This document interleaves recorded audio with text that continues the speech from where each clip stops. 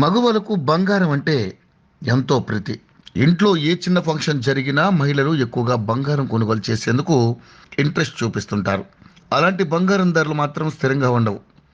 రోజువారీగా బంగారం వెండి ధరలు మారుతూ ఉంటాయి.